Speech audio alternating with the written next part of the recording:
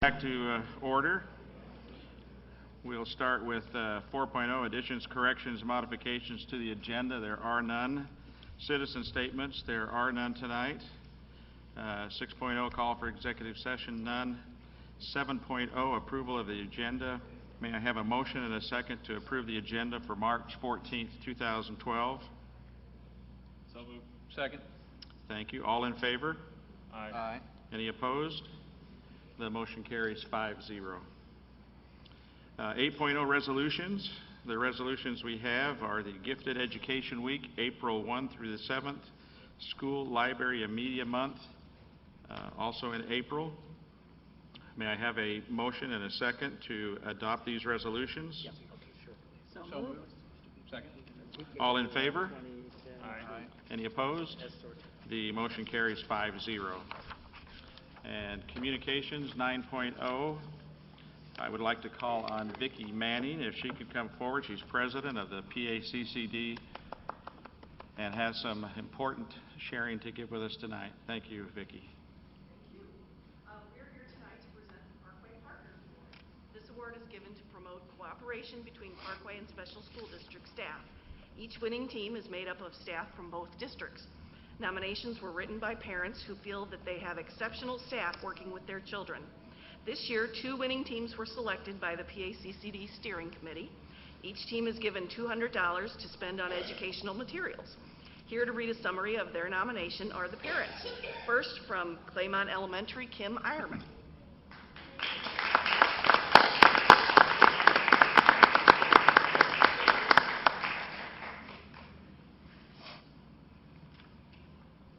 I'm way shorter.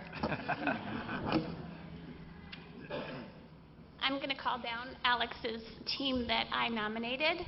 First, we have Jenny Heisinger, his resource teacher.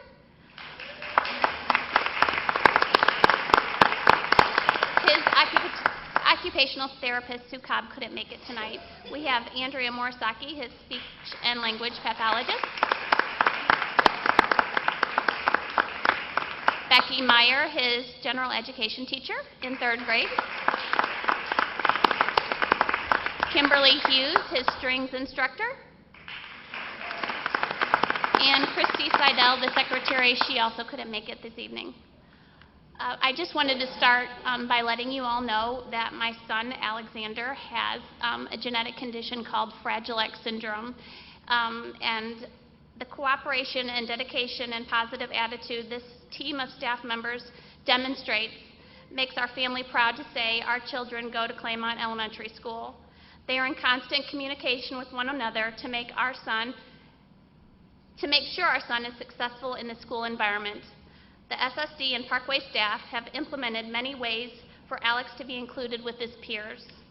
They have coordinated lunch times with his general education teacher and peers from his class, given him jobs throughout the day like delivering, making copies, and doing errands for many of the staff members, and even worked with him to experience strings class. And no other Fragile X child that I know of is in strings, so it's pretty phenomenal for us. He is very proud to come home and share his hard work for the day. He receives thank you notes from many of the teachers for delivering their mail. His occupational therapist works closely with the team to provide positive supports throughout his day. Their willingness to believe in our son, to believe in his abilities, and to push him to work his hardest can be seen by the tremendous growth he has had in all areas of his life. Our son loves school, and we can say without a doubt it is because this team has gone above and beyond to make him feel a part of the Claymont community, and for that we thank them.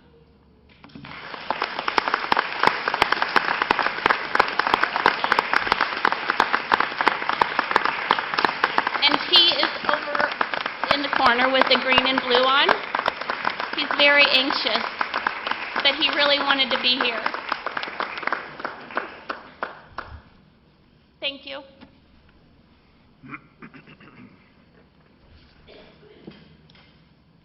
And from West High and South Tech is Lynn Wiggert.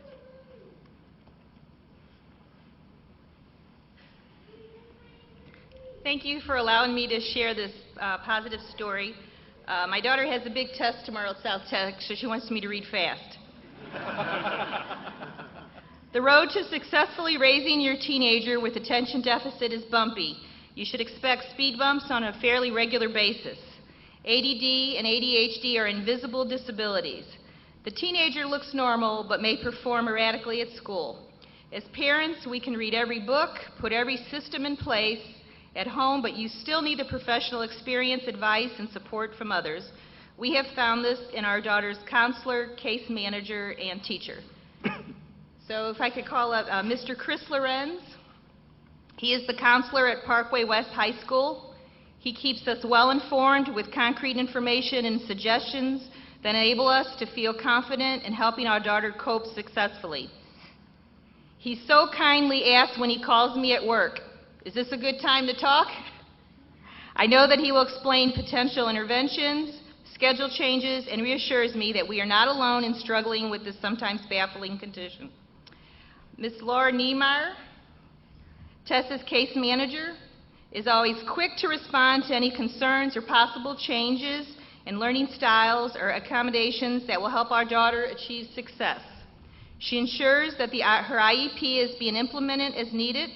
As our daughter achieves more successes, her self-esteem has improved. She appreciates the positive and encouraging conversations that they have shared. Ms. Kathleen Saunders, the teacher in the broadcast captioning and court reporting program at South Tech High School, is the teacher we have been looking for the past 13 years. She has eliminated the academic agony and made school more positive.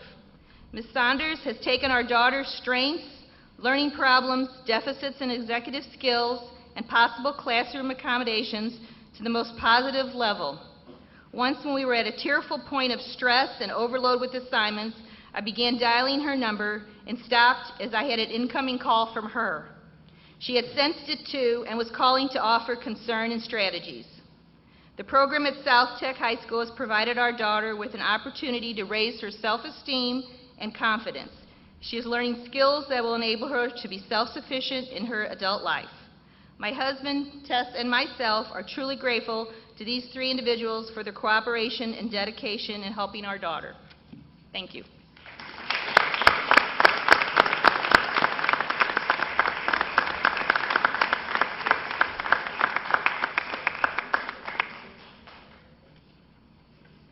Thank you very much, Vicki.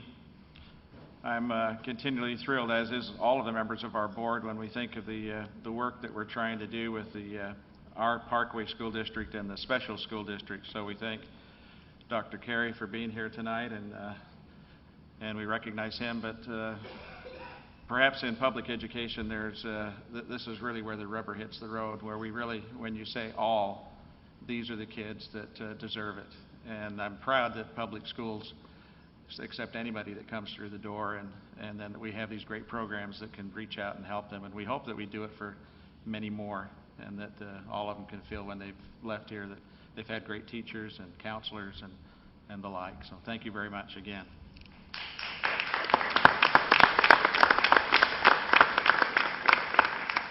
Let me just update you too. There's a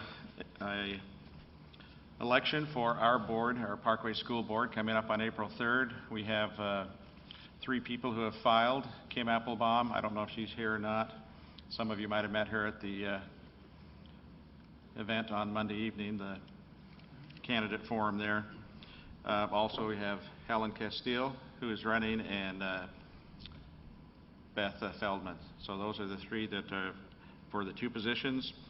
And their order in which they have filed is Beth Feldman, Helen Castile, and Kim Applebaum. So good luck on the 3rd. It's coming up quick. And I know that those of us who have been on the board, you're just nervous. But I know it'll work out fine. 9.03, calendar of meetings. The next meeting of the Board of Education is scheduled for Wednesday, April 11th, 2012, here at Central Middle School, with the annual organizational meeting beginning at 7 p.m. and then the regular meeting at 7:30 p.m. 9.04, liaison reports.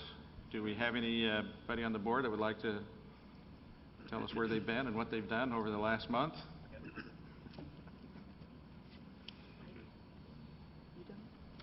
Okay, I do. Helen does. Does somebody want to go ahead of me? You go ahead. Go ahead. Okay. Ladies first. Okay, thanks for calling me a lady, I appreciate it. You know, during this time when we're on the board, we often get asked several different questions, but two of the main questions are, do you get paid, and how much time do you spend on the board? This is not really ordinary, but what I'd like to do is take a minute or two, maybe three, to just let everyone know what the board has accomplished in the last couple months.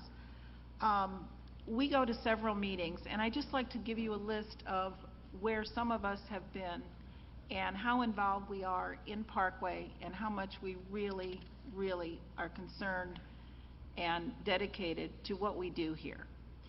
I'm going to read a list of places that several of us have been, and it's quite extraordinary that the time that we put in is the time that we really care. So for those of you out there that are questioning whether or not you would like to be on the board or do you get paid, let me just read this to you. February 14th, several of us went to a Midwest Educational Technology Conference in St. Charles. February 15th, we went to the Two Hills Spirit of Excellence Awards. February 28th, a Cooperating School District Conference. February 29th, a meeting at Ross. March 1st, a meeting at Piermont. March 2nd, a meeting at Claymont. March 3rd, legislative meeting in the morning. March 3rd, an afternoon visit to the VEX robotics competition at Parkway North High. March 5th, a meeting in the morning with an administrator. March 5th in the afternoon, another meeting. March 6th, a meeting at Shenandoah. March 8th, another meeting. March 9th, a meeting at Craig. March 12th, League of Women Voters at South Middle. March 13th, a meeting at West. March 14th, we're here, and tomorrow there's a meeting for some of us at 2 o'clock. That's just a part of what's taken place in the last couple weeks. I would like to expound on the meeting at Claymont where Chris was there and Dr. Marty was there. And I had a parent come up to me and ask me to read something, which I would like to do. Special School District salutes Special Ambassadors. 13 awardees recognized as partners for student success. The Special Ambassador Award is the highest recognition given by SSD. It is presented to members of the community who demonstrate an extraordinary commitment to the students and/or staff of SSD. Aaron Wills is a 2012 Special Ambassador recipient. Aaron Wills, whether he's crafting inventive morning announcements or inviting a student to the principal's office to celebrate their birthday, Aaron Wills demonstrates his dedication to fostering an inclusive environment at Claymont Elementary School. Wills, principal at Claymont in the Parkway School District, has helped establish a school culture that affords all students the opportunity to be successful with their peers, regardless of their educational challenges. Claymont has several classrooms where students may receive a significant amount of special education services.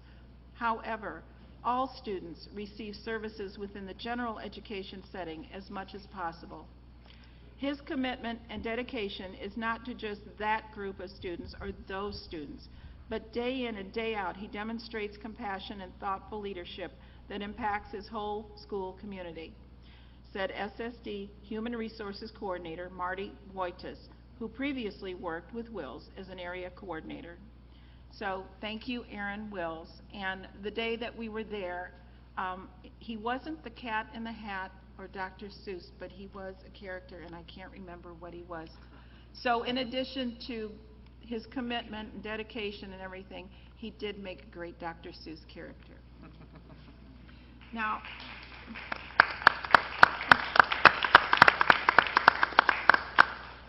and I have to expound on the Parkway North High robotics meet. It was very interesting, and I'm just going to read about it because I think the dedication of not only parents, teachers, everybody involved will show in this presentation. Brad Ziegler, Technology and Engineering Education teacher at Parkway North High, was in charge of this robotics competition. It's called VEX, and VEX is a company that supplies equipment. This competition featured 17 teams representing 5 different schools, including 3 from North and 4 from West. And one team was from Carbondale, Illinois, another from Jackson, Tennessee, Cedar Rapids, Iowa, and Adrian, Missouri.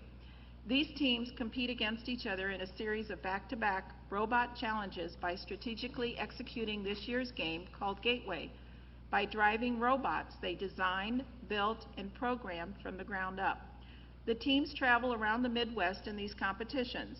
The winning team gets a ticket to the World Championships in Anaheim, California, which they have to pay for.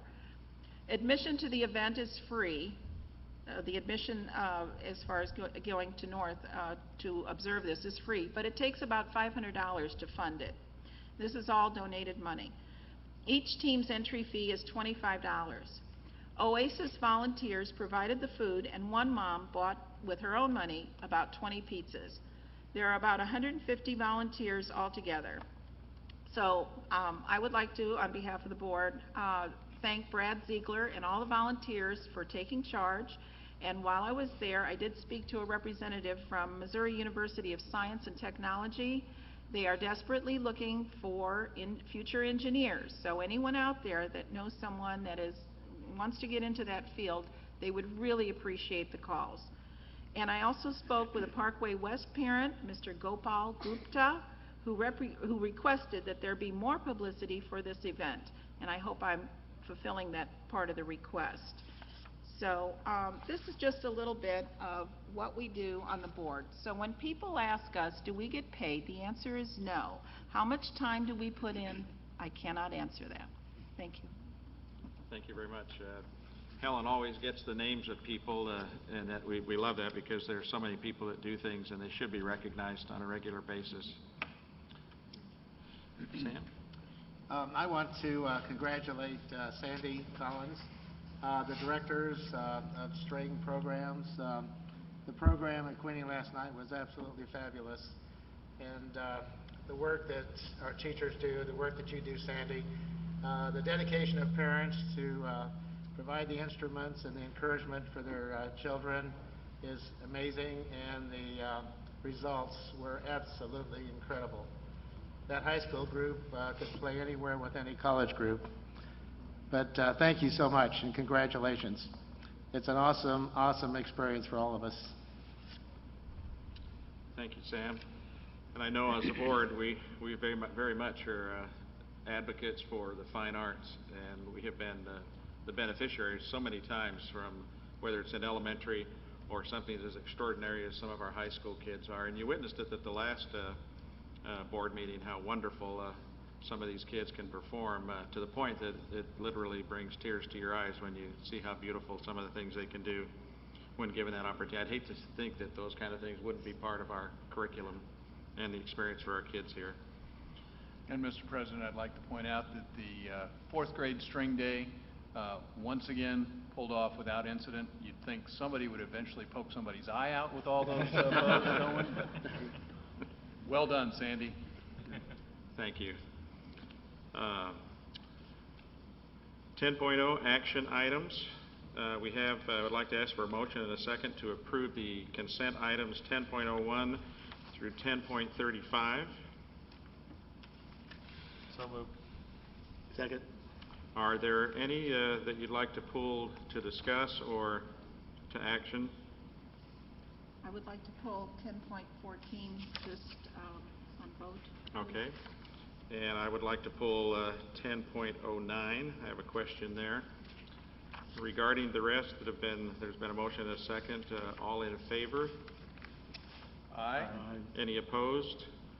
There are none, so all the others. Mr. President, I'll be abstaining from item 10.02, line 752. Thank you very much. I know what line that is. Thank you. So those items carry 5-0. Let's go to 10.14. Now, Helen doesn't need anybody to come up here. She'd just like to make a comment before we vote on it. I am not voting against 10.14 and the construction and what is happening on 10.14 with Carmen Trails. I am voting against the company that is doing the work. Okay. So if you could take note of that, and all in favor of approving consent item 10.14? Well, may I have a motion and a second to approve? So moved. Second. And all in favor? Aye. Any Aye. opposed? This is on 10.14? Yes. No.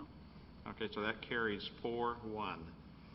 And now 10.09, the elimination of class rank and the adoption of the Latin cum laude system. I do have a question that Beth gave me that I'd like to ask whoever can respond to that, which might be Charlotte, or I'm not sure who. Probably Charlotte. We hope Charlotte. All right. The answer, woman.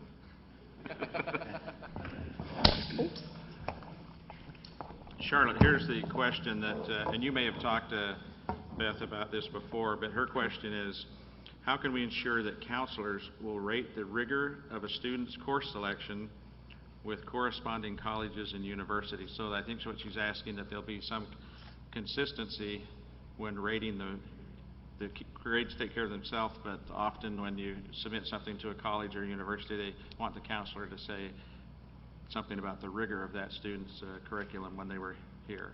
Whether, with every application that goes into the university or college, we send a profile of all courses that we offer at the school, and the rigor is there in terms of whether or not it was an AP course, an honors course, and what was offered. The college matches that with what the student took when they look at the transcript, and that way they know. And it's also, every counselor has to do a recommendation that goes along with the application. They have to do a recommendation letter. So do you feel like it's pretty consistent, a counselor at South and a counselor at West or North? Very consistent, extremely consistent. Okay. I don't know what else to... Would it be fair to say that with a guaranteed curriculum, we have more consistency today than we might have 5 years ago? Absolutely, absolutely. And to be perfectly honest with you, universities and colleges know Parkway, and they know that we do not inflate grades. They know the courses that we offer. They're always aware that they know that there are some schools out there that we could name that we will not, that the courses are not what they are supposed to and supposed to be in terms of rigor. But our courses in Parkway are extremely rigorous, and they know that. Any other board members have a question on that? I have a 9th grader. You can inflate his grades all you want. And you still won't get in trouble. Thank you, Charlotte. You're welcome. Thank you. Didn't mean to make light of that. So may I have a second and a motion then to approve consent item 10.09? So moved. All in favor? Aye. Any opposed? Motion carries 5-0. And 11.01, approval of the evaluations. This is special services, special education. May I call on Dr. Steve Colombo, the Director of Special Services, and Marie Burke, who is the Director of Special Services at SSD. We look forward to your report tonight.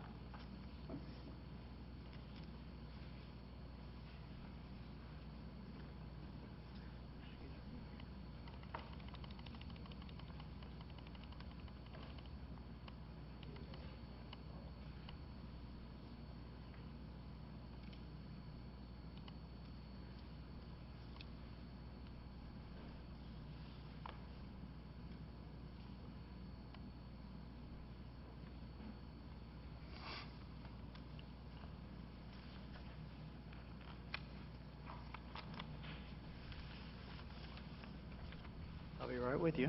Excuse me. We'll see if we get any.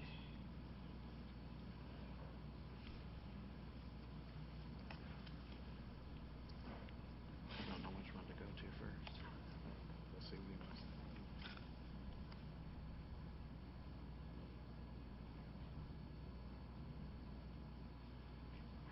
Good evening, President Jacob, Board of Education, Dr. Marty. We really appreciate the opportunity to speak to you tonight and share the information about our programs. I want to first start and recognize and thank members of the Special Services Department, Dr. Kathy Muhlrath, who just recently was nominated and awarded a pillar. Alyssa Gratz, our school psychologist, are here tonight. Also want to recognize members of SSD that are here tonight. My colleague Marie Burke, Mr. Carey from Superintendent, and some of the area coordinators and effective practice specialists are here. Also want to specifically thank Nathan Tyson and his secretary, Carol Tice, for all of their help through this process. It was a lot of time, a lot of effort. Couldn't have done it without them. Also, Julie Collins and Ann Wills, her secretary, for the help they gave us with the achievement data that we're going to present. I want to mention that we're doing a new report format with this eval, and so therefore we're kind of not sure exactly how to approach it, what all to include, but any feedback from the board will be appreciated, particularly by those people who follow us with program evals in subsequent board meetings. Because these two programs have never been evaluated previously and the special ed program covers so many areas, it was difficult to know exactly what all to include, but we tried to make sure that important information is included here. There's probably too much information, but we're going to try to give you an overview. We've sent you a lot of information previously. Encourage you to come back and ask questions at a later date if you need more information. A couple of other comments, and then we'll get into some of the information. That is that a lot of survey data we looked at had percentages agree, disagree, and a lot of times we had majority agreeing with statements, but we have to be cautious about that because if 60% of people agree with something by inference, then there's still a lot of people who don't agree. So those people, their opinions, and the comments that we got are very significant, and we're going to spend a lot of time looking at those as well, because despite a lot of positive feedback, we know there's some things that we need to pay attention to, and we'll talk about those at the end. What I want to do then is started to get into this, and the first slide really is just kind of giving you an overview. Dr. Tyson and Marie Burke and I and many others started this back in July. We talked with the board, we talked with the advisory group, and the bullets that are up there are the main topic areas that we plan to address, hope we addressed, and hope we can give you some good information about. And they form the process, the evaluation throughout. The first part we're going to talk about is our department.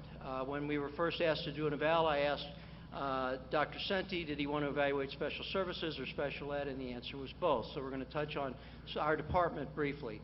The topics and themes that we ask about in a survey of all administrators and counselors, and that included special school district administrators, were about our responsiveness, knowledge, expertise, compliance with the law, collaboration, and so forth. One thing about the survey that we thought was significant was that the neutral no opinions on those were generally 1%, 2%. So I think most people who responded probably felt comfortable and knowledgeable, and we valued their opinions. The information we got, all of the items which were positively worded, we had 85 to 95% agreement on those.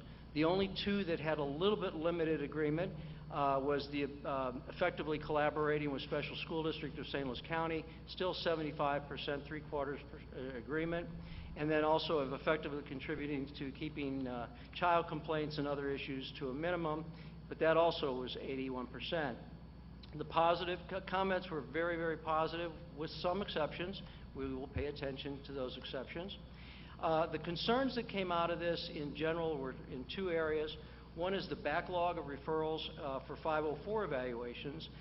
We are quite backlogged. We have a whole lot of them to get done. I'll talk briefly about that in a minute. And the other is to continue striving for an improved collaborative working relationship with special school district. One of the things our department is responsible for is Section 504 of the Rehabilitation Act. And it's important for the board to know that the amendments to the Americans with Disabilities Act in 2008 really changed the landscape for us. It intentionally and significantly expanded eligibility criteria for ADA, and as a result, 504. So the number of students we're evaluating today has jumped significantly. Nearly all of the students we evaluate wind up being eligible because of the liberal criteria in the law. and many of those come from parent-guardian requests, sometimes at the suggestion of outside professionals. So we're keeping very busy with 504 evals. The interesting thing about 504 is there are many students who qualify for protections under that law. They qualify as having a disability, but they really don't need accommodations from the district. So they have protections, they're protected from discrimination, but they may not need anything from us at a particular time. At the end of February, we had 173 students in Parkway schools diagnosed with disabilities under 504. We had another 72 that were evals that were pending, and that's one of the reasons why the feedback we got was they were kind of backed up, and they felt that we needed to speed that up. It's important to note as well that when a student is suspected of a disability awaiting eval, we do need to provide them with their procedural safeguards, and we want to make sure we accommodate them to whatever extent they need it. The parent surveys about 504 and our department and how we're implementing this and the schools are implementing it were positive in a lot of respects: referral, eligibility, feeling students, we were helping students be capable, they were getting meaningful benefit, general ed teachers were participating, students were making progress in behavioral, social emotional behavioral, general ed, climate in the district is supportive, and so on. There were some concerns expressed by parents, and those had to do with some of the other vision statements and less agreement that 504 was helping their child meet some of our other mission and vision goals. There were also some concerns about the accommodation, supports, intervention process, making sure kids had access to curriculum, general support. So we're going to have some things to work on, and most of those seem to be kind of at the classroom level in terms of getting services and resources to kids. Given that 504 doesn't provide the district with resources, it gives us an added challenge. We also, and this came out of I think Ms. Mogerman had asked about this, did a survey of parents who did not have any children in the district with disabilities. We had 583 responses. More than 67% of the parents never had a child with a disability or suspected disability, so they may not be real acquainted with the program. Nevertheless, most of them felt that the climate, curriculum, programs were very good, that services for students with IEPs do provide meaningful benefit. The one thing that they did feel was that they were questioning whether students who were diagnosed with 504 or suspected disabilities were really deriving meaningful benefit, which may be because there aren't services attached to that. But it's important to note that almost half of the respondents were neutral or had no opinion on that. Another thing that kind of played into this wasn't our initiation, but Missouri Department of Elementary and Secondary Education identified that Parkway had a disproportionate number of students with IEPs who had long-term suspensions, particularly when looking at African Americans. So they asked for a lot of data from us. We did a self-survey. Special and Parkway sent a lot of information to them, and they did follow-up interviews with principals. The conclusion in February was that there was sufficient evidence to demonstrate that there's no evidence of inappropriate policies, practices, and procedures when suspending or expelling students with disabilities. They did find a few file mistakes and so forth, and we're working on cleaning those up, but they were scattered and indicated no pervasive or systemic type of problem. But I think, Sam, you had asked about having an outside review, and we had one without our initiation. Good. I want to transition here to special school district and talk about our special ed program now, and we'll give you some time for questions if you have them at the end. The Special's vision is Partners for Every Student's Success. Their mission is to work with partner districts to provide technical education, wide variety of individualized education support services that are designed for each student's successful contribution. An overview of the district, we have 16.52% of our students that are attending our schools with IEPs. The state average a year ago was 12.75. Now, this does not include kids in early childhood special education or students placed outside of our buildings. Special district reports those students, so this is the Parkway schools numbers. So the numbers is pretty high. It's higher than maybe probably the county average and certainly higher than the state average. But we pretty frequently have parents come to us and tell us that they specifically moved into Parkway because of special school district and because of Parkway, and they knew that their children with disabilities would be taken care of. So I think that does inflate our rate a little bit. With regard to levels of service, if you can see, 72.88% of our students with IEPs are in the regular classroom at least 80% of the school day. So we are very, very inclusive in our programming and do tend not to segregate students because they have IEPs. There are kids placed out of Parkway. 113 are currently attending programs outside the district. That ranges anywhere from special school district schools, purchase of service sites, but also kids who are in work programs after attending our high schools. And then there's 301 early childhood students at this current time. Our graduation rate for students with IEPs is in the 90% and clearly exceeds the average for students with IEPs in the state, and our dropout rate is under 2% for kids with IEPs, and again, well below what the state level is. Marie's going to talk a little bit more about staff and student achievement. Hello. This first slide talks about the number of staff we have assigned to work with students in Parkway. And for anyone who was at our orientation in August, that's with Dr. Marty's first peek at the number of special ed staff we have to support our students. There's just a little over 500 staff altogether. That includes all of the certified staff, teachers, speech and language therapists, our social workers and school psychologists, adaptive PE teachers, physical therapists, occupational therapists, our musical therapists. There's 190 paraprofessionals, 76 applied behavioral analysis staff, and that includes 13 that are at early childhood. We have 9 area coordinators to cover the 29 schools, and then me, 1 director. Our achievement data for our students with IEPs has been getting better every year. We are well ahead of the state averages for students with IEPs, but we know there's a lot of progress still to be made.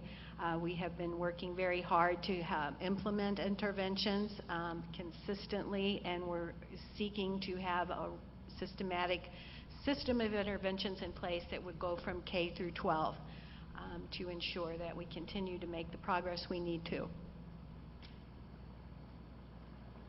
Oh, also I need to point out that no one in the county met the target, the state target, but we are still running well ahead of the rest of the state for our students with IEPs and their MAP achievement. I'd also add that our MAP A student achievement, we have 2 years in a row now had all students that took the alternative MAP A all score proficient and advanced. Our teachers have had intensive training in how to make sure that happens, and that does help our MAP scores too.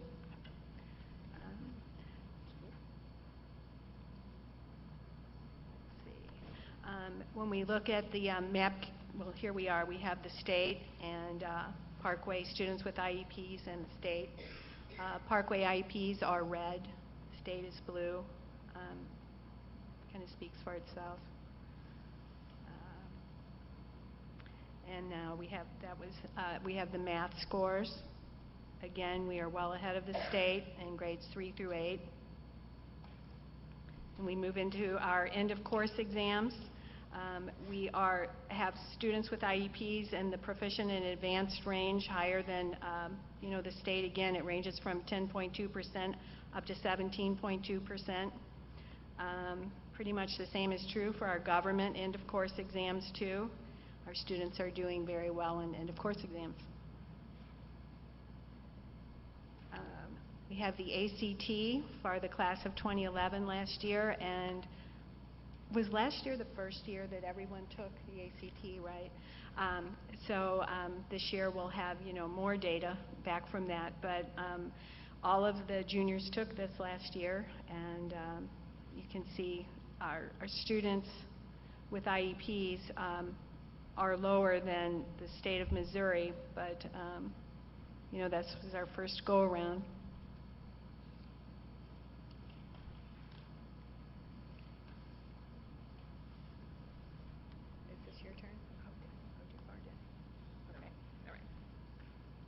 we did surveys of a lot of groups, spent a lot of time analyzing them.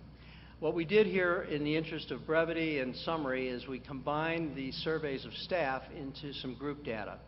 So we're going to present a few slides that do it that way.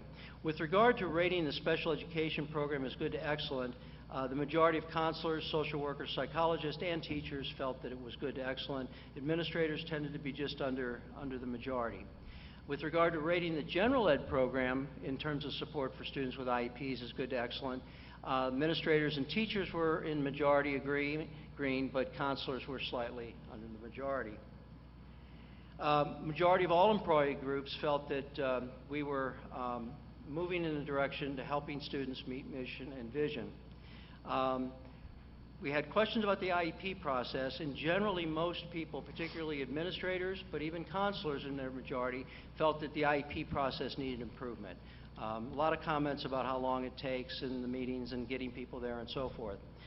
More teachers agreed general ed teacher participation in IEP process is appropriate than did administrators, which probably isn't too surprising.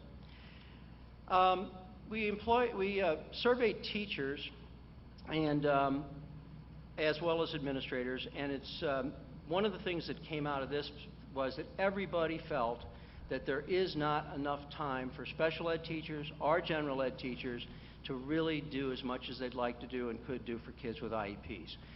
Time is definitely a problem, and we're going to be looking at that. In service, the majority of people, other than administrators, felt that we need more in-service for staff, both special ed and general ed, in the area of how to work with kids with IEPs and improve outcomes for them. With regard to progress, again, we got mixed results. Administrators tended to be a little bit less in agreement on progress academically, social, emotionally, and in general ed. Counselors and social workers varied somewhat on those items, and teachers generally were in a majority agreement. With regard to special ed instruction and activities being effectively integrated, as you can see, administrators felt we had a lot of room to improve. Counselors were in the middle ground, and teachers felt generally we were doing okay. Collaboration, clearly we need to improve. Everybody felt there was room for growth there. With regard to teachers, general ed teachers differentiating instruction for kids with IEPs, everybody felt, the majority on all groups agreed or strongly agreed. Interestingly, 92.5% of our teachers felt that agreed or strongly agreed that they were differentiating with students with IEPs in their classroom. Ironically, I thought only 78% felt confident about their ability to do so. So we've got some people flying by the seat of their pants out there, I think. Last couple of things on this one. Co-teaching. Our administrators are questioning, I think, some of the outcomes of our co-teaching endeavors. It's a popular model of delivery, but I think there's some skepticism, and we're still struggling to find some of the outcomes. The other staff groups tended to agree that co-teaching was meeting students' needs. Abilities awareness. Everybody agreed that that is beneficial to both staff and students, and the majority of all groups felt we should do more of that in our schools. And lastly, all groups agreed that the special ed identification and evaluation re-eval processes were appropriate, which I was a little surprised at personally. That's probably one of the most frequent topics that we get questions and requests for help on in our department. But generally, the feeling out in the field is that that process is working pretty well.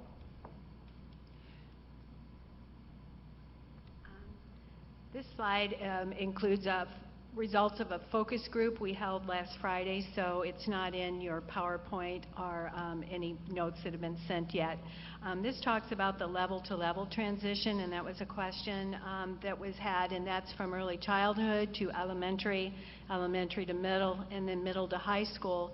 And then for a number of our students, that will include the 18 to 21-year-old vocational services program that we have. So we had a focus group on Friday, all of the area coordinators, and Nathan came over, Kathy Mulrath, Steve, and Alyssa, and we talked, and Desi Kirchhoffer, I'm sorry. So we talked about, the changes that have been made, and there's many positive and creative practices going on throughout the district, but these practices and activities do vary by the levels, the staff, and the programs. and they generally do reflect the needs and issues specific to those levels and the students and families.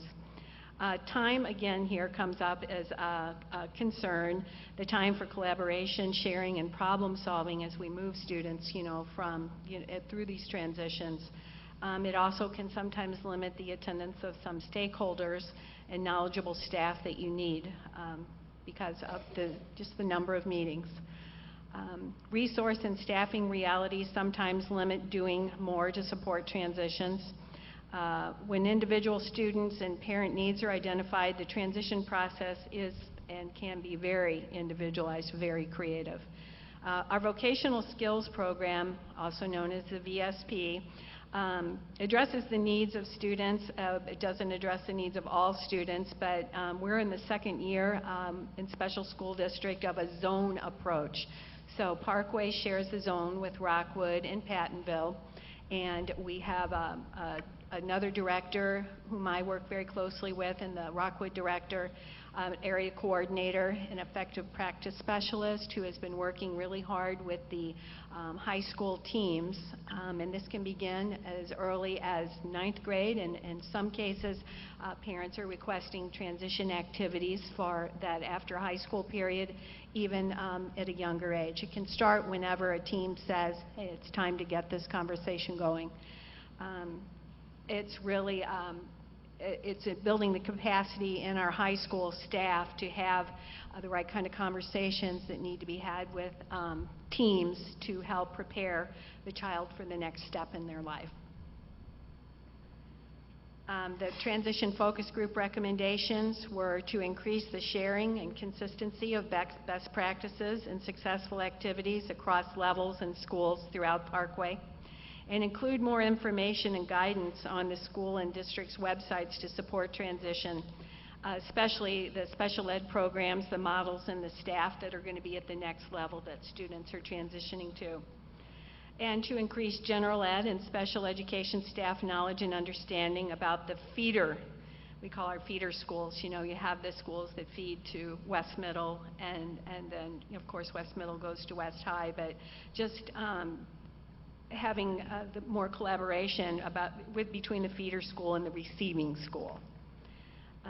Implement a consistent and effective process for identifying the specific student and our parent needs for problem solving in a more individualized transition process. And then keep transitions in mind at all planning meetings, including consideration of the post-secondary needs at an early age.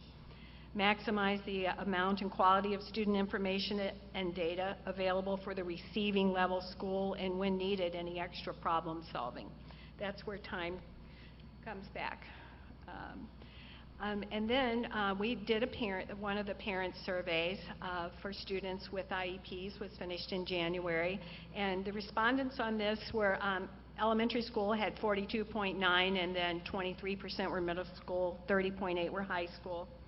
50% of parents felt that abilities awareness benefited students and staff, and 45% felt more abilities awareness should be done. And it was interesting to note, when we looked at these percentages, about 1/3 of the parents had never heard of abilities awareness.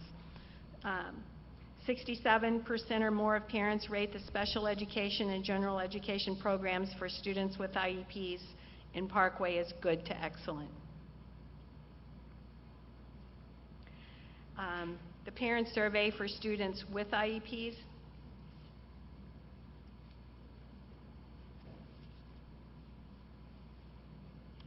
Still the right one? Okay. All right. For a minute I thought it. Okay. Students with IEPs, parents, majority felt positively and agreed and strongly agreed, 55 to 75%, about all survey items, including those about Parkway's mission and vision, helping students feel safe, challenged, and that they belong, and that students are receiving meaningful benefit and access to appropriate curriculum, that meaningful progress on goals in the general ed curriculum is being made, and that general education teacher participation in and implementation of IEPs is happening.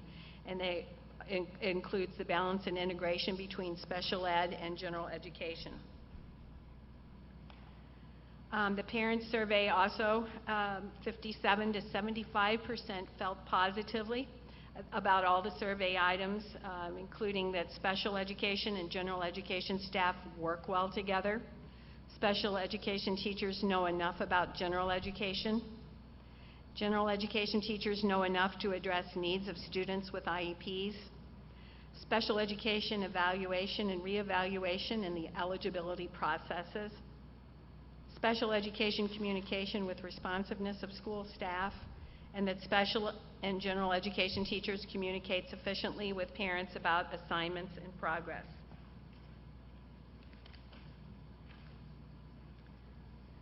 And lastly, on the parent survey of students with IEPs, the majority, and that ranged from 56 to 80%, felt positively about all survey items, including that parent input was fully considered and appropriately included, and feel they are an equal partner in special education decision-making, that the supportive climate in Parkway for students with IEPs exists, and support in Parkway for students with IEPs.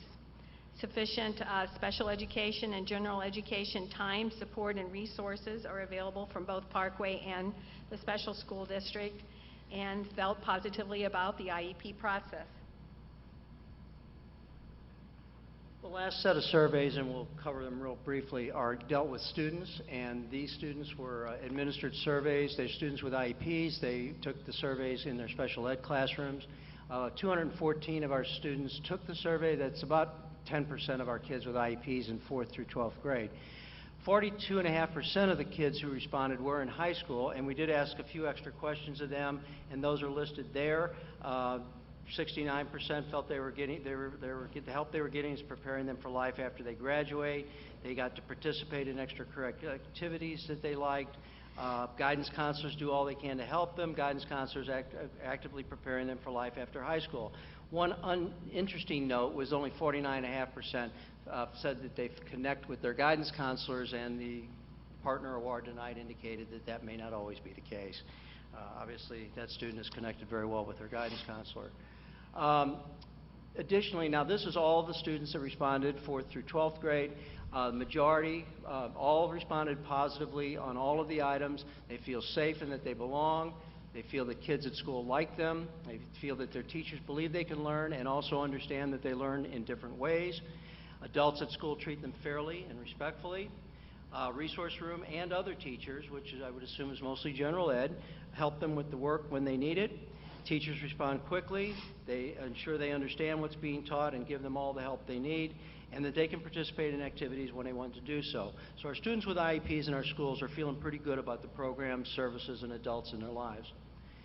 The last group of kids, and this was simply pulled out of the surveys that we do every year with our graduate follow-up, and 17% of our respondents for the overall graduate follow-up indicated that they had IEPs. And so we pulled a little bit of information out of that. And generally, most of them said that they were in a college prep during high school, that they're currently enrolled in educational programs. 100% were full-time and 4 years. So that profile, I think, is pretty similar for most of our graduates. And 23.5% said they were currently employed or in the military. A really positive thing, I think, is that the percentage of these, and again, it's only 17 respondents, but felt that Parkway helped them become a capable learner, curious learner, and confident learner. Pretty strong majority agreed with that. And that they were being fully prepared for their next educational challenge. They were creative, thoughtful solutions to problems, and were taught to act out of a strong sense of personal, social, and civic responsibility. So it does look like we're achieving our goals. We can obviously do better. When you put the all in there, obviously there's a lot of room for growth, but they do feel that we're on target. All right. I'm going to lose my slides here. It just went into hibernation.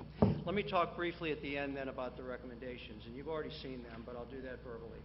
The first recommendation we have is that we want to make sure that we continue looking at the data that we got. We got a tremendous amount of data. I mentioned it earlier that there's a lot of comments.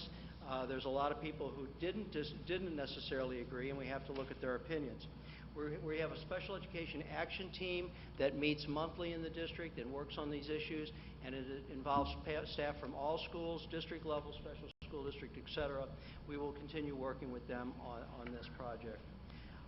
We want to make sure that staff development is targeting the needs of all staff with respect to special education and students with IEPs. We want to do it collaboratively as well. We want to make sure, to the extent possible, we can try to improve the issue of time. We want to try to get our processes down, our meetings down to a more efficient level so that we can give people the time they need to problem solve and to address student needs. We're also going to continue on ways to make the IEP process more effective.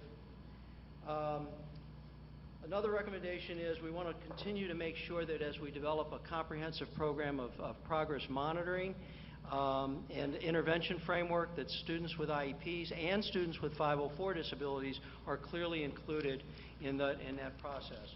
We want to make sure that as we do problem solving, that those kids are in the forefront as well as other kids. We want to make sure that when we develop our PLCs, or professional learning communities in the schools, that special ed staff are clearly involved, feel full partnership, are well trained and included in all of the activities of those PLCs. We want to make sure that we develop a better tiered intervention process for kids, especially, again, those in special ed and those with 504 disabilities. And we want to make sure, one of the key things that I think we really want to work on is making sure there's clearly identified roles and responsibilities and triggers for when we need to get together and do better problem solving on kids. We don't want to let kids flounder for any longer than they need. The last set of recommendations, we want to make sure that we try to deal with the backlog of 504 evaluations. Right now, I'm not sure what we're going to do with it. We're kind of understaffed in our department in that regard. So we're hoping that at some point in time we can begin to address that problem, because the school staff, we get a lot of complaints from parents about it and so forth.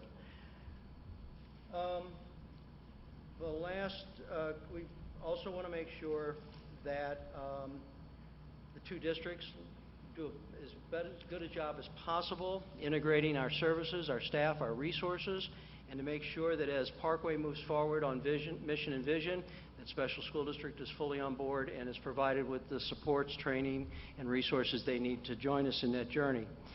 And lastly, and this came out of the transition meeting as much as anything, and that is we want to make sure that when we find effective practices, activities, and models that work, we want to make sure that we disseminate them and share them throughout the district so that all schools, all students can benefit from those.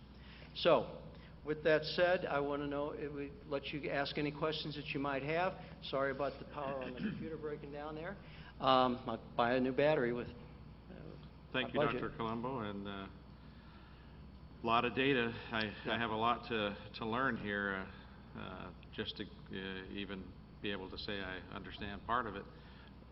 Any questions from the board? And Mr. Major is much more involved. I anticipated that. He is our liaison kind of with the SSD, so. All right, well, first off, I want to start out complimenting everybody involved here this evening. I think your 26-page report, and I consider that a work of art. Dr. Colombo, thank you. That really touched all the bases. And but early on there, it mentions that, in fact, this program has never been internally evaluated before. So, as you mentioned, we've had a few external probes. But so I think that's a very healthy thing to get it out on the table. In my very admittedly limited experience, I've been on the board for 4 years and on the governing council for 4 years. But I think certainly the delta is positive, and wanted to compliment you and Marie. That's where it starts. But particularly Dr. Carey, Dr. Marty. From my perspective, the conversations y'all have already had and the tenor that I perceive going forward is absolutely all for the best. And I guess my personal passion in this arena touches on the transitions that were brought up, and particularly those post-high school transitions. As an attorney in private practice, I unfortunately, in my criminal defense work, wind up encountering some of our less successful transitions. And we are dealing with a particularly vulnerable and fragile subset of the population with a lot of these kids, and they will be taken advantage of if the transitions are not seamless. So I think that's really, I know that's what drives me, and I know it drives y'all, but certainly and I guess I'm getting more editorial than I intended here, but it is a passion for me. I do believe that, and particularly SSD has some wonderful partnerships in the community, in the arena of transitions, and I think certainly Parkway writ large, we can learn a lot from those models for all of our kids. And I think a lot of what Dr. Marty has in mind in the future for our high schools and that sort of thing, and driving those partnerships and the integration with the community and industry is, like I said, those are all positives, and I think we can impact all the kids with a lot of these processes. With that said, to get to specifics, you mentioned the 504 ADA backlog, and and reading the law, that certainly looks like a growth industry for the foreseeable future. I understand the delegation of responsibilities, but I guess my question would go to, in partnership with SSD, are there assets and resources on the SSD side of the house that we can leverage to address those, at least the evaluation process on the 504 cases? My answer is I'm not aware of any. Generally, the way the system is set up, Parkway is responsible pretty much solely for 504 unless a student also has an IEP. At that point, there is joint service for students. We do have some students who have IEPs and 504 plans. They're relatively rare. Office for Civil Rights generally recommends against that, but because of the dual system, we sometimes do have to sort it out that way. But generally, Parkway is on its own unless the student qualifies to have an IEP. And might there be individual expertise among SSD staff? Well, and yes, there is, and we have a few 504 students who do receive some related services.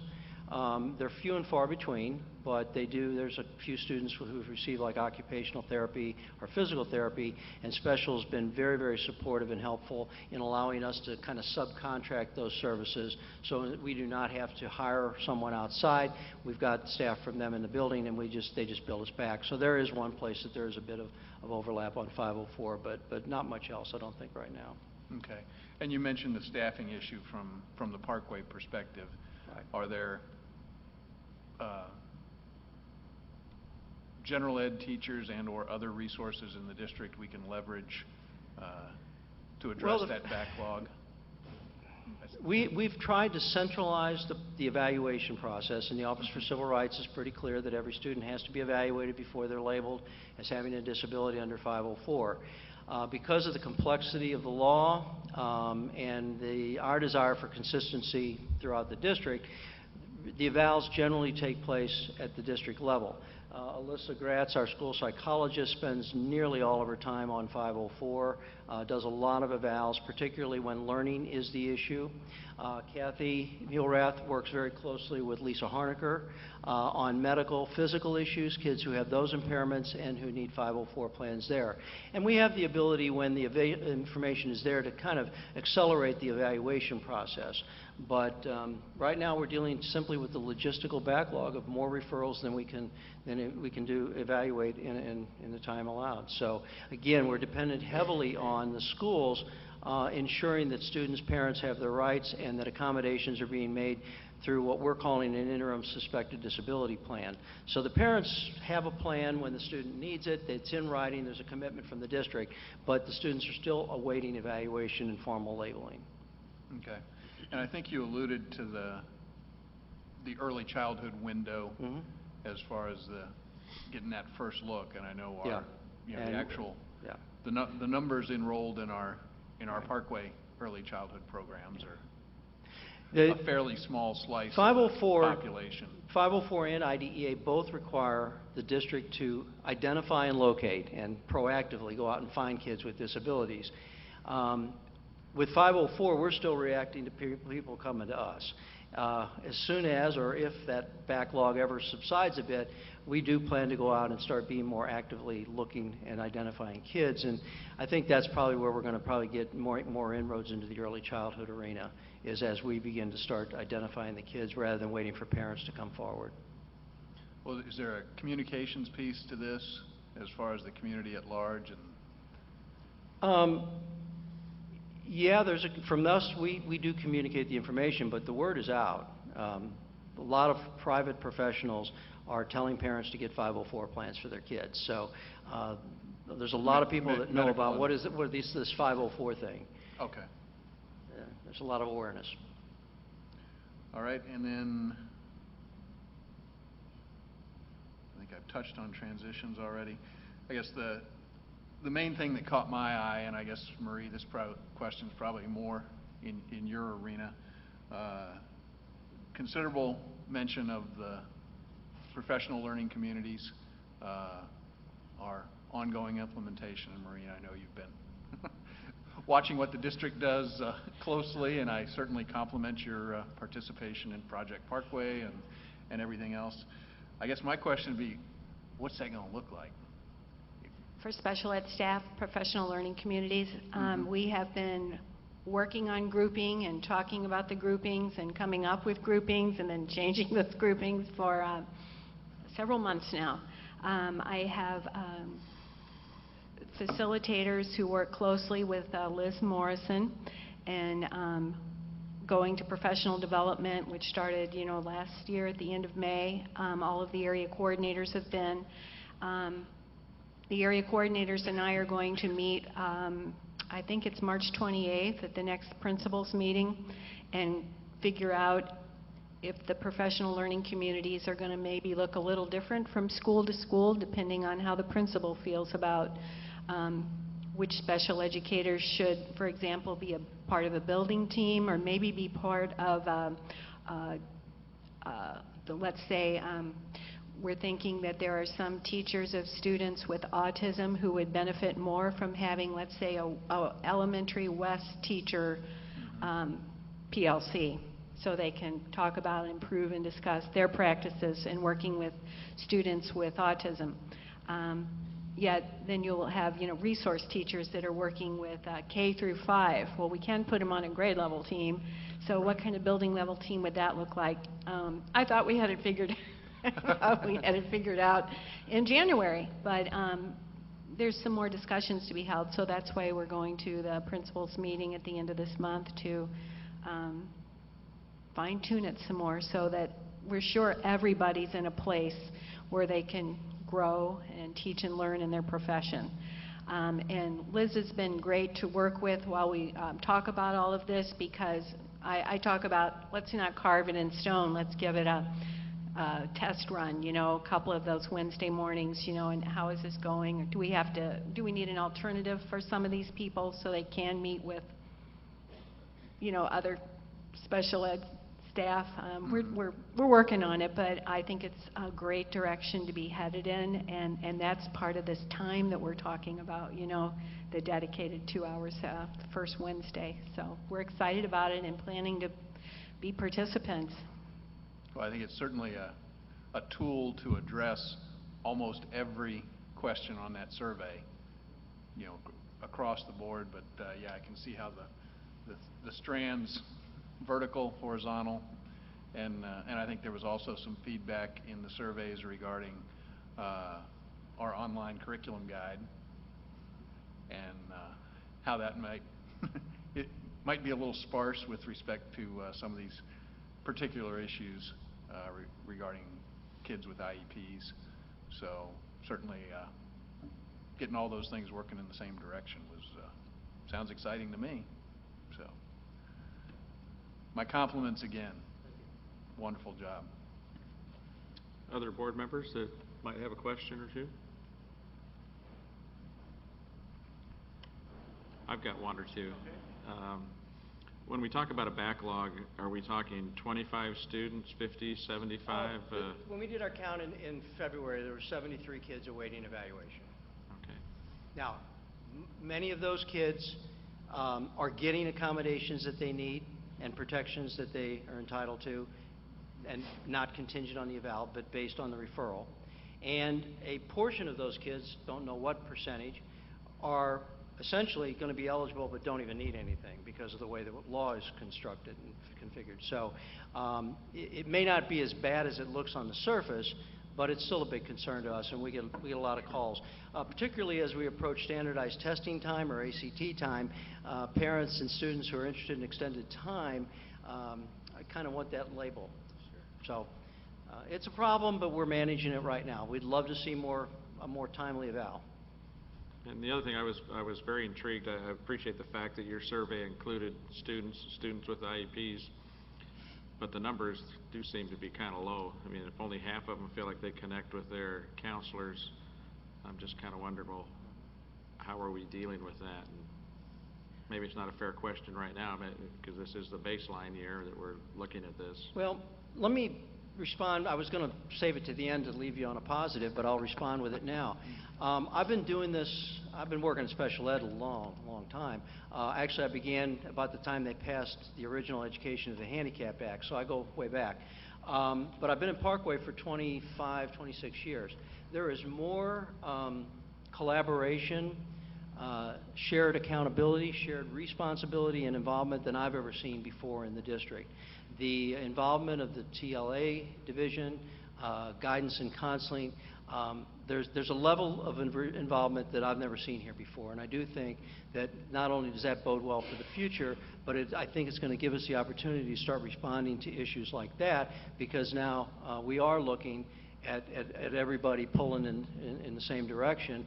And I have to say that the district's mission and vision are the best thing that's ever happened to special ed. Well, we agree. Thank you. Any other questions from members of the board? Sam?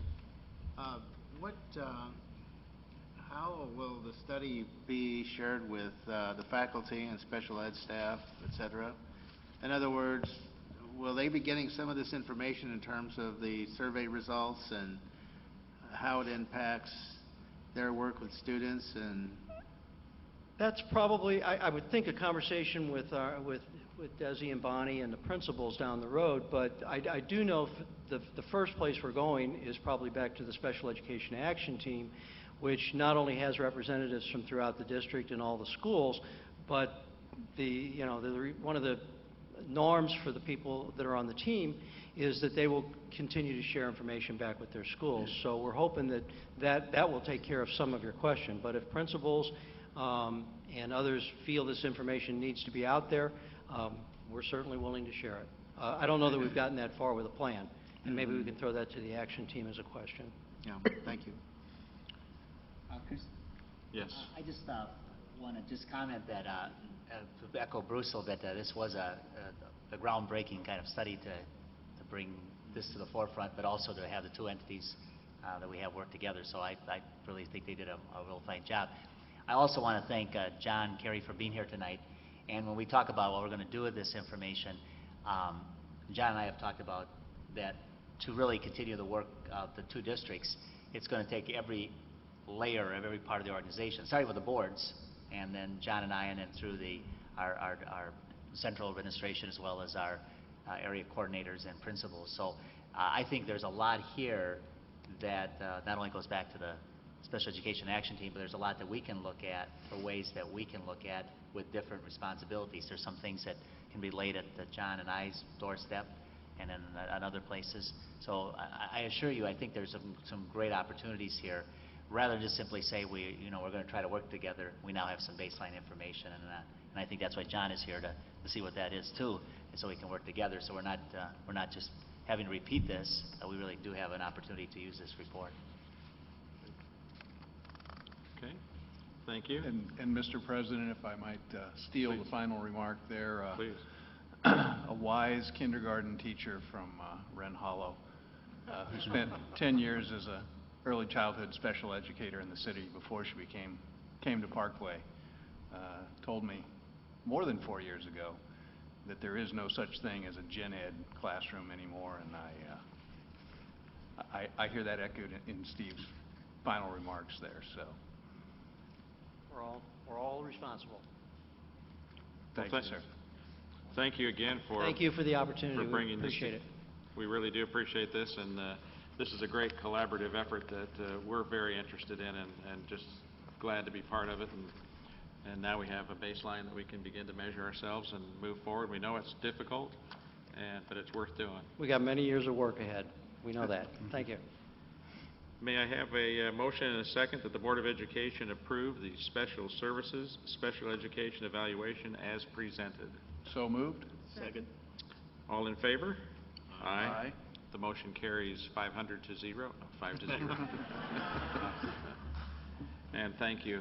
You know, in one of our meetings not too long ago, this legislative meeting that we were at, one of the representatives indicated, he sits on the corrections committee for the state too, the incarceration, indicated that we spend about $660 million a year incarcerating people that perhaps haven't learned. 53% of those come from 3 school districts: St. Louis, Wellston, and Kansas City.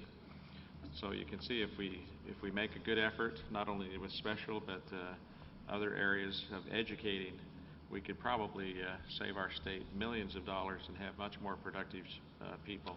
And that's part of what this transition is that you were talking about, making sure that they can transition into meaningful lives and jobs. And so we respect you and appreciate what you're doing.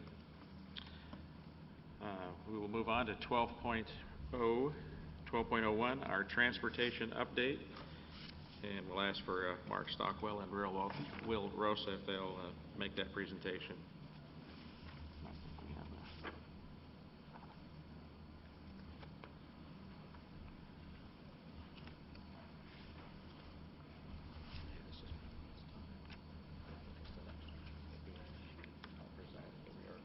No kidding. You only do this for 1 year? You can't do that. You got to do it for 1 year. Can we elect you again for another year? Can. Well, we'll see if you want to first. Yeah, because He did it for 2 years in a row. yeah, we should. I know Beth will be eventually, but the continuity, I think, is important. And you're so good at it.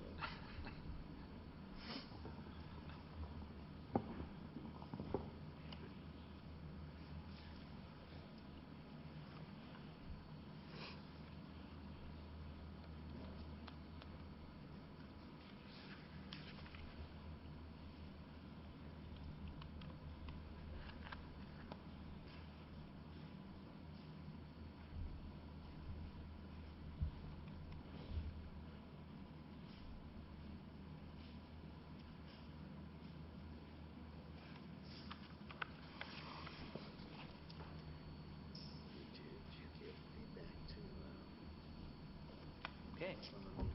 Good evening. Tonight, we want to provide an update on our transportation department. And basically what we hope to do is provide or review the school start in-time adjustments we made last fall, and talk a little bit about the impact they've had on the transportation program. We want to discuss some of the ongoing traffic congestion concerns we have on the Hannah Road area around Hannah Elementary School and South High School. We want to present a preliminary staff recommendation that we hope would address some of that traffic congestion in that area. And then Will's going to provide an update on some other things that are going on in the transportation department, and then we'll take whatever questions you may have. As you're all aware, 2 of the major decisions that were made through Project Parkway was to lengthen the elementary school day by 20 minutes and to improve middle school start and end times. Last year, Parkway's elementary day was 6 hours and 35 minutes long. That was 15 to 20 minutes shorter than our middle schools and our high school instructional day. And it was also the second shortest elementary school day in St. Louis County.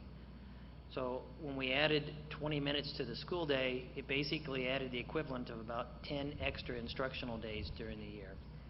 So as we began this school year, Parkway's elementary, middle, and high school days were all standardized at 6 hours and 55 minutes. And to do that, we actually had to adjust our school start times. We began the year operating on a 3-tier system, with the first tier starting at 7:45, the second tier 8:15, and the third tier 8:55. And that left 30 minutes between tiers 1 and 2, and 40 minutes between tier 2 and 3. And what we learned very, very quickly was that there wasn't enough time to transport kids between the tiers and get them to school on time. And if you look at the screen, you can see all of the red on that chart. Those were routes that were not arriving to school or departing from school on time before we made the adjustments in the fall. And what we found is we weren't getting kids to and from school in a timely manner. So what ended up happening was we adjusted the school start times. We moved the first tier 10 minutes earlier. They're now starting at 7:35. Second tier moved back 5 minutes from 8:15 to 8:20. And the third tier went back 10 minutes from 8:55 to 9:05. That provided us 45 minutes in between each tier. And basically, you can see that this is a chart that a day that actually occurred after we made the adjustment. As you can see, it's all green. There's no red on it. So all of our kids are now getting to school get to school on time. And the reality is there are a number of things that need to occur in that time between school start times. And it takes 10 minutes to load the bus, and then we have a lot of expectations of our drivers to operate safely, manage the behavior of the students, build relationships, time to discuss safety with the kids. They need time to check the bus, and then time to finish the route. So it really does take 45 minutes to manage the system properly. What we can tell you about the status right now is that buses are arriving and departing from school on time. We also know that most of our parents, students, and staff would prefer to be on the second tier. Unfortunately, we also know that it's not a cost-effective option to run 2 tiers. And one of the questions that came out of our last meeting in the fall was, could we put all the elementary schools on 1 tier? And Will actually went through that process and found that we'd have to add 20 buses and 20 drivers to do that. And at $41,000 or I think it's about $41,000 a year per bus, that's well over $800,000 a year it would cost us to do that. We also know that the fact that we have 2 schools that are just right up the street from each other on Hannah Road that start at the same time, that there's a great deal of congestion there, and it has made it very difficult to operate in that area. So as we've looked at these challenges, what we would propose is that we look at considering moving Hannah Elementary School from Tier 1 to Tier 2. That would separate their start time from South High School start time, and it would definitely reduce the congestion in that area. The challenges that we're facing is that, we believe making that change would improve the safety, as it would relieve congestion and actually make it safer for kids to, that walk to school. It would actually improve the efficiency of our bus routes and reduce the Hannah Elementary School ride times by 7 to 11 minutes. It reduces bus idling on Hannah Road, and it would increase the reliability of the routes. When you have congestion, it's worse on some days than it is on others, so it's very difficult to know how long a route actually should take. If you would look at this screen, it shows actually our tiers and all the schools that are on each tier and the routes that are going to and from each of the schools. And what we would propose is basically keeping a similar schedule, but again, moving Hannah Woods from Tier 1 to Tier 2.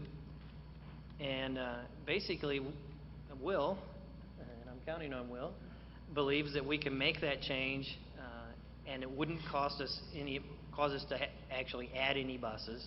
We'd have to adjust some routes. It may cause some changes in activity bus movement at the end of the day, but he believes we can actually make that change, which would then again relieve the congestion on Hannah Road. So basically, tonight we're not asking you to give us formal approval to actually make that change for next school year. What we're asking is for you to consider this and give us the approval to actually have a conversation with the school community, the Hannah school community, before we actually come forward with a recommendation to actually make the change. And at this point, I want to kind of turn it over to Will to talk about a couple other things that are going on in transportation, and then we'll be available to answer any questions you may have.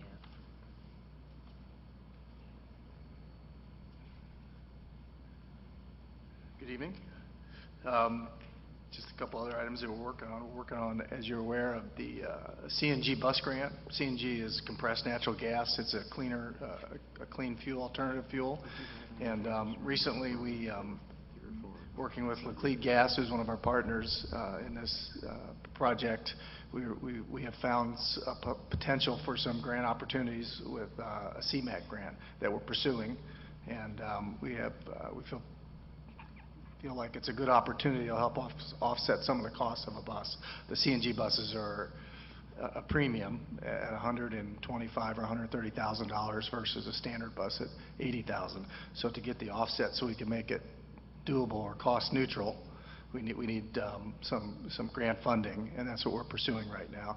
There's also some costs associated with building an infrastructure, a fueling station, and that's a big component, and we're also looking at that pretty seriously and trying to find a way to do it that would make sense for Parkway, and we'd have cleaner fuel, control our fuel costs a little bit more, and better for kids really, because the CNG, compressed natural gas buses, they're just a lot cleaner than a diesel bus, even the new emission standards. So we are pursuing that as we speak right now, and we're working on a grant application. Denise Papillo, I think she's here, and myself, and some others are working on that. The other thing we're doing in transportation that you may or may not be aware, we're reorganizing, and I heard Steve talk about quite a bit about the special side, special education. And we have Rich Strauser, who is our supervisor there, is leaving this year in July. And we also have our operations supervisor on the regular ed side, who also does our routing, and she's been here 27 years. She's also leaving. And so what we are doing is combining the two positions and making one manager, and we think it'll be good. It's the right thing to do. It'll be cost effective. We'll share the costs with the special school district, costs and salary and benefits, and we think we'll get really some synergies between the two, and if we have one manager looking at both the routes for special needs and regular ed, we think we'll make some efficiency gains there, we hope. So it's a positive thing.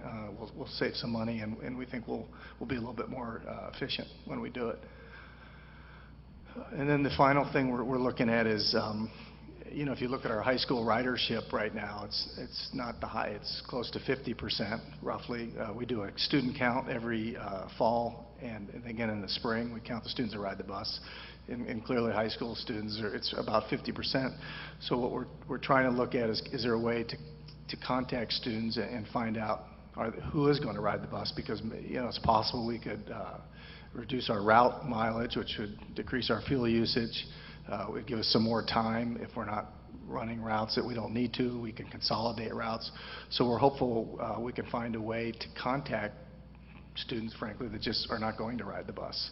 And I'm not sure that we could lock them in if they change their mind, but we certainly could have some better opportunities if we have accurate information. I mean, we have some routes when we start the beginning of the school year that'll show 140 students on them. And a bus holds 50 at best, and high school probably 45. So there's a pretty big gap between the number of students that are in an area and the number of students that actually ride. So we're looking for ways, and I'm working with some others, Paul Tandy for one, on how we could reach out to high school students and survey and contact them and get some feedback on whether they plan to ride the bus or not, and then make some adjustments at the beginning of the year on and consolidate some routes. So that's one other item we're working on.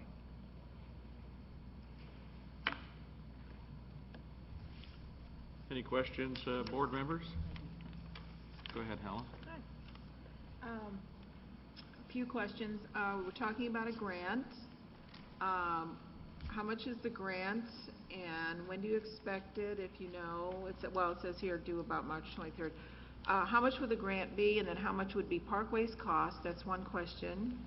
Another question is regarding the ridership, because I know we talked about this last year sometime. I noticed that, you know, we have larger buses, we have little smaller buses.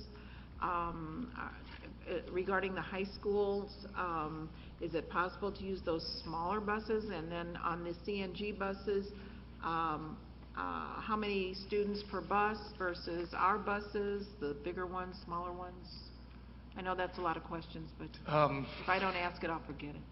Well, I'll start with the last ones. With the capacity, they'll be the same. We purchased 65 passenger buses, which really hold 50. I mean, there's 22 seats, 2 to a seat at the high school level, really, which is 44 students. And on some high schools, we have a higher ridership, and we'll go to 50 students, which would be 3 to a seat for 6 of those seats. And then middle school, there's more students, 3 to a seat in elementary. So we try and purchase the same size bus. The difficulty with high school, you have to remember, even if there's only one student at the stop and the other 3 students that would be at that stop opt out, we still have to go to the bus stop. So we still are running the route. It's just potential for some consolidations. If we can see it ahead of a time and we can see where all the students are, we might move the route bus stops so we have less stops.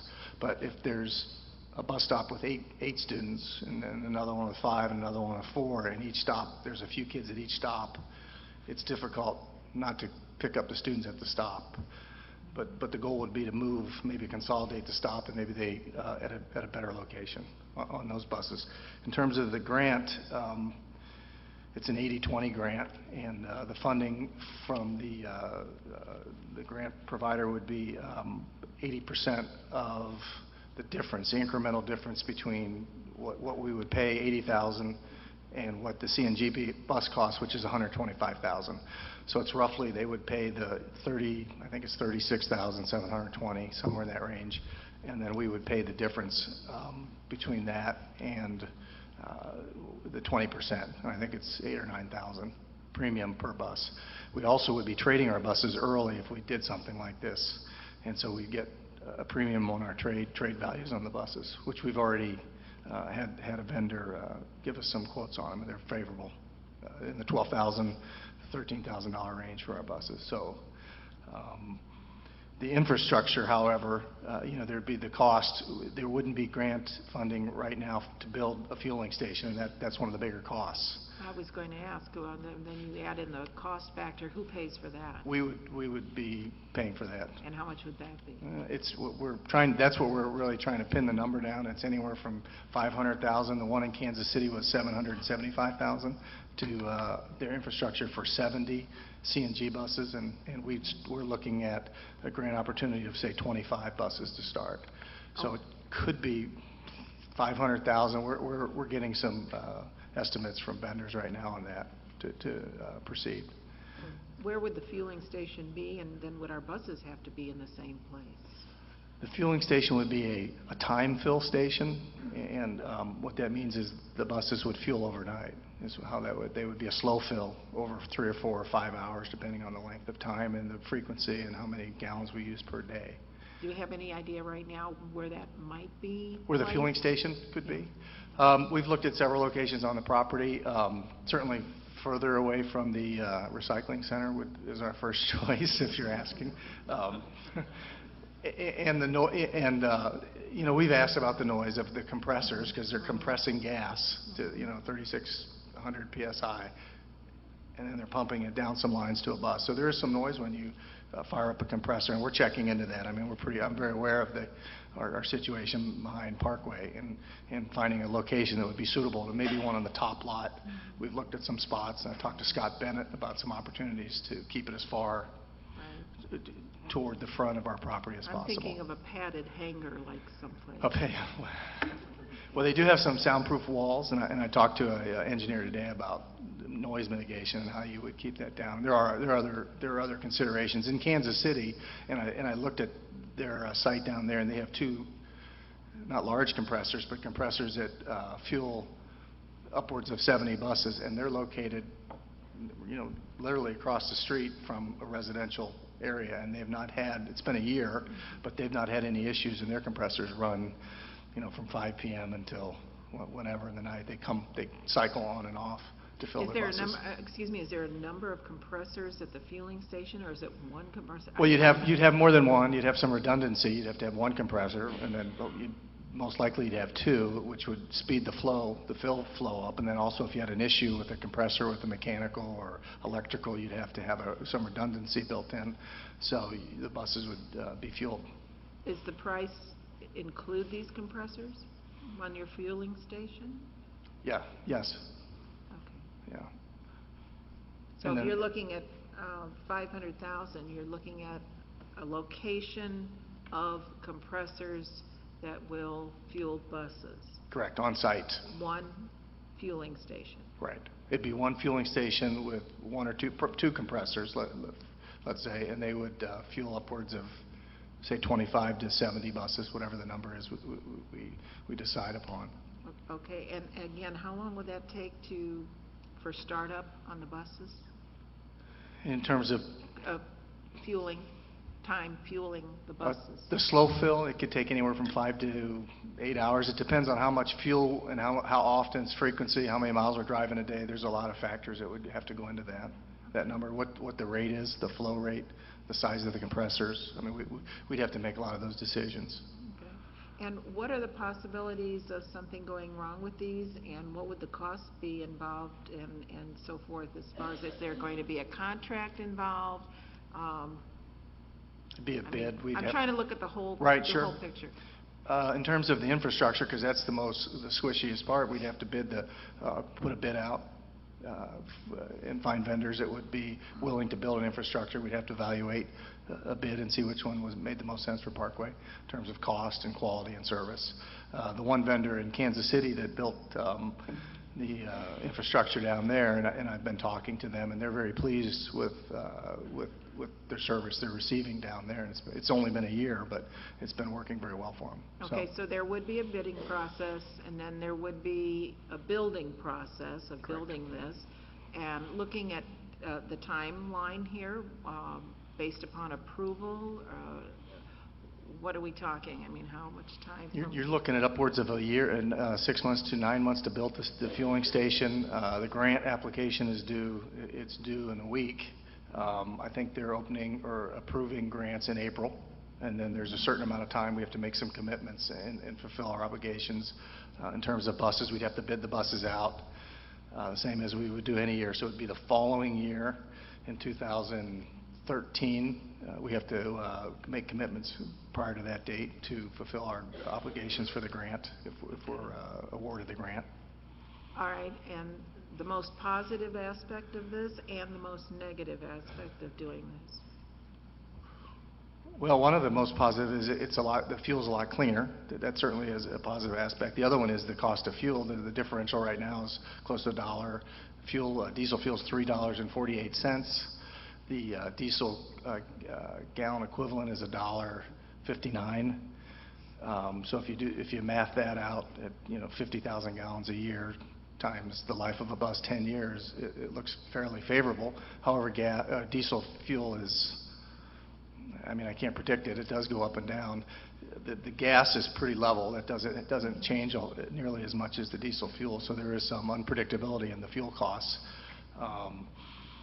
In terms of the fueling station is a big cost, and just making sure we're pricing that so we're cost neutral or ahead. That's the big challenge with a project like this. Is there any way to, and I don't know how the proper way to word this, but a lot of corporations such as airlines do hedge funding on fueling. Is there a possibility of doing this with these buses? I think we have hedged fuel before at Parkway. I think we did it 3 years ago.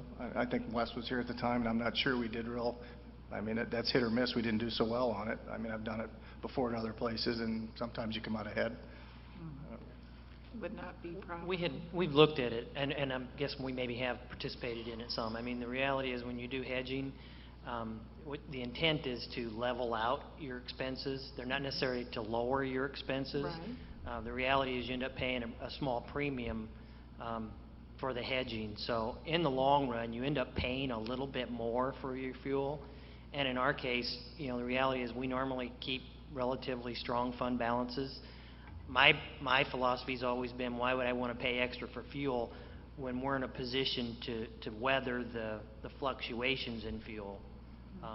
But I mean, there are a lot of organizations that do hedge just to make sure their budget stays relatively stable.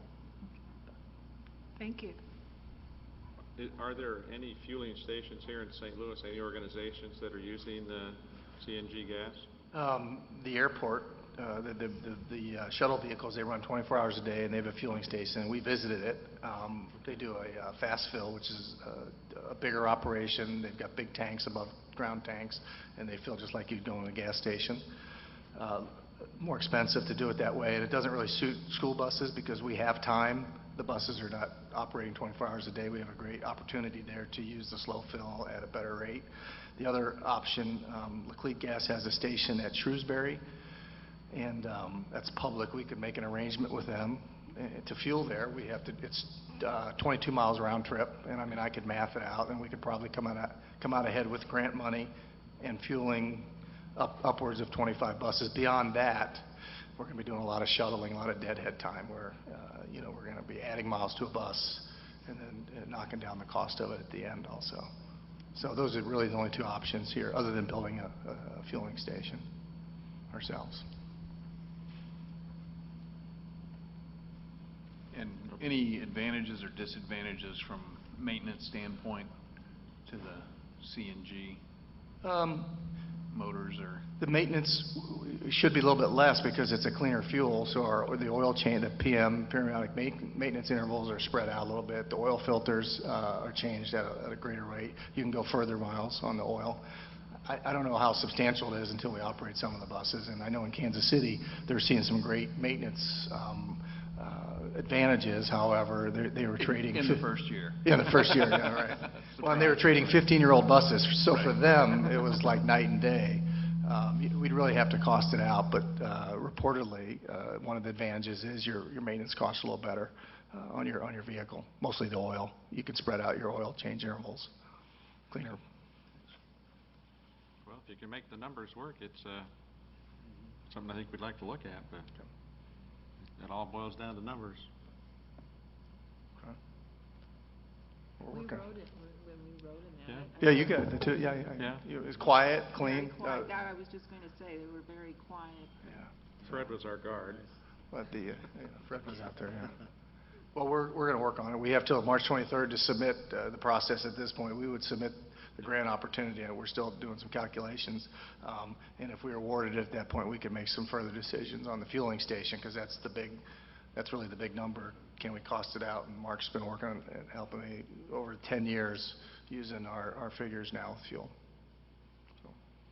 Okay. I would just say that this is an exciting discussion, and a lot of questions to be answered. But, you know, I think we also have to look to where, you know, I think the hedging is a good discussion, because we don't know what's going to happen in the future of energy, and so a lot of this is really a future issue, future discussion, because I know a lot of people are pretty scared to death about where fuel prices are going right now, and who knows where they're going to go in the future. And so this is transportation. We go out to these coffees, you know, people are still talking about starting times in transportation. If we can reduce or maintain or reduce costs in transportation, I think we have some obligation to do that. Well, and what I'm hearing is that we're kind of trading capital expense for reducing operational expense. And I mean, you could look at it one of two ways. Either the price of gas keeps going on the trajectory it is, and natural gas stays pretty flat, which I think a lot of energy, you know, there's a lot of speculation in that, but will that cause the price of these CNG buses to go up even more and be a premium, or will more people start buying them and it will cause them to go down? So that's, The prices haven't gone down very much on the CNG buses. They really, and I'm not sure why. The tanks are expensive that they put on those. It's a pretty high compression tank. There's 6 of them. They load them underneath. Without grant money, they're difficult to cost out, even if we extended the life of a bus for 12 years and said we're going to keep, our normal replacement cycle is 10, but let's say we went to 12 years. Even at 12 years, without some grant funding, they're difficult to recoup our costs. And so either the price starts dropping or there's some more grant money available. It helps if we had a fueling station and we could purchase additional buses. That would make a difference there too. So. yeah. Well, I mean, one would suspect that if it becomes more of the norm, more adopted technology, that it would drive the cost per unit down, but that's speculation too, so. Okay. Can I just make one other comment? I didn't want to let this go, but when Mark put those 2 different charts up, we talk about using data and information, and you saw a lot of reds in September and October. So I really just want to thank Will for being real attentive right from the get-go this year, and of course it caused us to make some tough decisions here, but I think no one can argue that we're now getting kids to school on time, and we're really doing a much better job with that change. So thanks for the follow-up data and information. Definitely a learning experience. We have a goal for next year. We're going to make transportation boring again. Now, do we need to take a vote on or do we need to vote on this part where you want approval to go talk to the community, or can we just? I don't know that we need a vote. It's more of it's just a report. Are you all right with us having the conversation? Absolutely. Absolutely. Do you anticipate any concerns from the community? We would expect that most of the parents and staff would be very happy to move from first tier to second tier. I'm sure someone probably likes the first tier, though. I mean, not everybody agrees on anything. We probably would like more to move. As Mark said, more would like to move to second tier. Right. Yeah. I would expect it would mostly be perceived as a positive move. Yeah, good. Well, it's great you're going to the community and discussing it then, getting input. So. Great. Thank you very much. Thank you very much. 13.0 work session, there is none. 14.0, what Joy's been waiting for all night. Policy review. We haven't had one of these in a while, and I read the 7 pages. I think you added 3 to it. Well, this is my first opportunity to do a policy with you all, and so what this is the update of the electronic use policy. And one of the things that you, I'm sure, heard about at the beginning of the school year was that we needed to include some policy for our electronic communications with students and how our staff members would do that. And we have opted to start with that in our electronic use policy. I worked with our attorney, Jason Rooks, in the tech department, the principals, Desi and Bonnie, and superintendent council, and we all had some ideas for this policy. The real changes are in red, and what that is really saying is that we want to be thoughtful and just judicious, that we still believe that there is certainly educational purposes for our staff members to be electronically communicating with students for educational purposes, and so we want to have some common sense guidelines for that. And what we're saying is we want our employees to use the electronic devices that the district provides.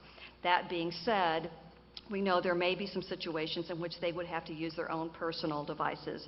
They may have a a wrestling meet that gets canceled and they have to send out a text quickly, or they may have to use their own phones or those kinds of things. And those are allowed as long as the supervisor has approved them, and if personal devices are being used in classes or with clubs or activities, that would go out in the handbook, that parents are aware of that. They know that is a potential, and we would also have the ability to be able to have copies of those messages, or the supervisors would be able to get copied those messages when they go out. So we would also be able to always access all of those kinds of communications that went back and forth. So what we did is we really took kind of a common sense approach that didn't tie our staff members' hands, but yet provided some opportunity for parents and staff members and students and all of us to be able to know, what those communications were educational in nature. There's a piece that you will see that talks about violation reporting, and it's just, it's common sense that we are going to encourage that if there are any violations, that we would be able to find that out. We would also have already been doing the required training that was a part of that legislation. That's already been in place, but it also is showing up a part of that policy as well. And then when we change the electronic use policy, we always have a sign-off that when that gets changed, all of our users sign off on that. They know what the policy is and that they're required to follow that. One of the suggestions on this first reading has already been made, is to try to make sure that we're consistent with the wording. If we're saying users or personnel, staff members, so we're going to be reviewing this policy, making sure we're consistent in our verbiage. But that kind of encapsulates what the policy is all about. Any questions for Joy? All right, then this will be moved to the consent items for April's board meeting, and appreciate that. Thank you, Joy, very much. And it's obviously a policy that's very necessary, and I think the important thing is going to be how do we get people trained on it so they know what to do and we don't have any of those issues that they're trying to forego there. 15.0, call for a special meeting, none. 16.0, this is where everybody starts to button up their laptops. May I ask for a motion and a second that the Board of Education call for an executive session, including any record or vote, on Wednesday, April 14th, 2012 at 6:30 p.m. and or immediately following the regular meeting at Central Middle School for the purpose of considering 1, legal actions, causes of action or litigation involving the district, and any confidential or privileged communication between the district or its representatives and its attorneys, 610.021.1. 2, hiring, firing, disciplining, or promoting of particular employees by the district when personal information about the employee is discussed or recorded, 610.021.3. 3, preparations on behalf of the district or its representatives for negotiations with employee groups, including any discussion or work product, 610.021.9. 4, individually identifiable personnel records, performance ratings, and records pertaining to employees or applicants for employment, 610.021.13. Point of order, Mr. President. I think you stated April 14th, and it should be April 11th. Oh, yes. Thank you for catching that. April 11th. So moved. Second. Roll call, please. Let's see. Mr. Applebaum? Yes. Mrs. Castile? Yes. Mr. Jacob? Yes. Dr. Sortino? Yes. Mr. Major? Yes. Motion carries 5-0. And may I have a motion and a second to adjourn the regular meeting? So moved. Second. All in favor? Aye. Motion carries 5-0. Thank you, everyone, very, very much. Great meeting.